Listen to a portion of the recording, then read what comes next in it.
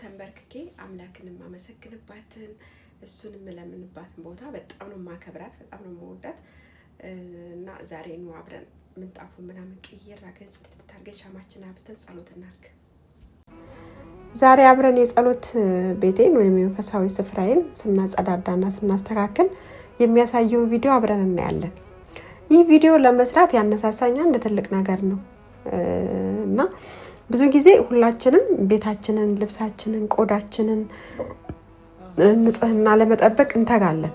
ነገር ግን ከሁሉ በላይ ለፈጣሪያችን የምንሰጠው ቅዱስ ስፍራና ለጸሎት የምናሳልፈውበትን ቦታ ንጽህና እንዴት እያደረግን ነው የሚለውን ራሳችን ጠይቀን እናውቃለን።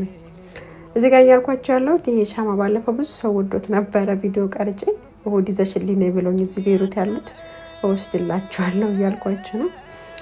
እና ዛሬ እኔም በዚህ ስፍራ ላይ ትኩረት ማድረግ ወስኛለሁ።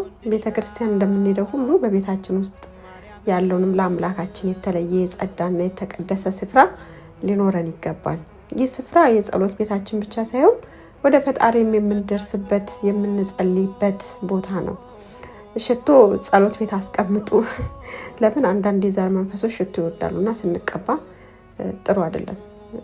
ይሄ ማነጠፈው ፎጣም ጸሎት ቤት ላይ ከኖርማል ልብስ ጋር አጥበውም በእጅ አጥቤ አስቀምጣለሁ ማለት ነው።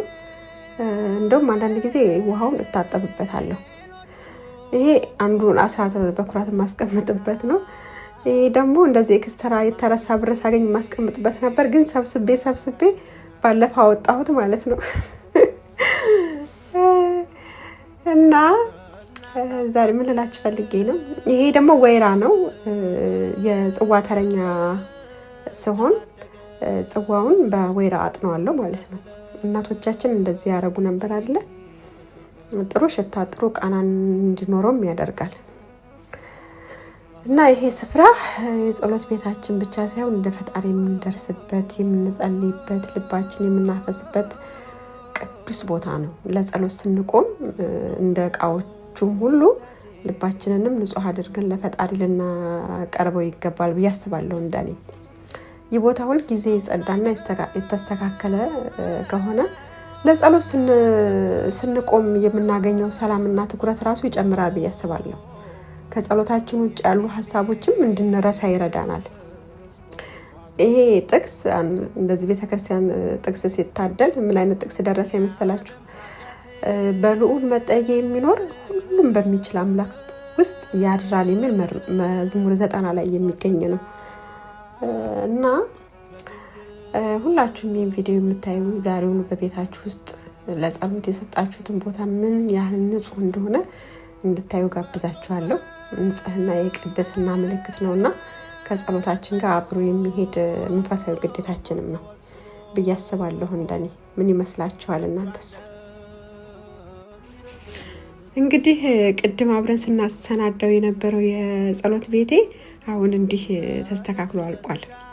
አሁን ሻማውን አብርቼ ሳየው የሚሰማኝን ሰላም በቃላት ለመግለጽ ይከብደኛል። የምር አያችሁ አይደል እንዴት እንደሚያምር። ይሄ ቦታ ለኔ ተራ ክፍል አይደለም። ይሄ ስፍራ የነፍሴ መተንፈሻ፣ ከፈጣሪ ጋር የምገናኝበት፣ የልቤ ስብራት የምናዘዝበት የሰላም ምን ልበለው የሰላም ወደቤ ልበለው መሰለኝ። የሰላም ወደቤ ነው። ውጭ ዓለም ምንም ያህል በውክቢያ ቢሞላ እዚህ ቦታ ላይ ግን ጸጥታና ረቂቅ የሆነ ፍቅር አለ። ስዕላቱ፣ መጽሐፍቱ ሁሉ አይዞሽ የሚሉኝ ይመስለኛል። ሻማ ሁሉ አይዞሽ የሚለኝ ይመስለኛል። የእውነት ሁሉ ነገር ማለት ነው። አምላካችን በቤታችንም በልባችንም እንዲህ ያለውን ብርሃን ያብራልን። ሁላችሁም በየቤታችሁ እንዲህ ያለች ትንሽዬ የሰላም ጥግ ይኖራችሁ።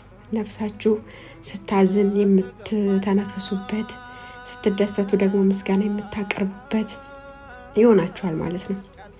እንግዲህ ስለተከታተላችሁኝ እግዚአብሔር ይስጥልኝ። ሰላም እግዚአብሔር ከሁሉ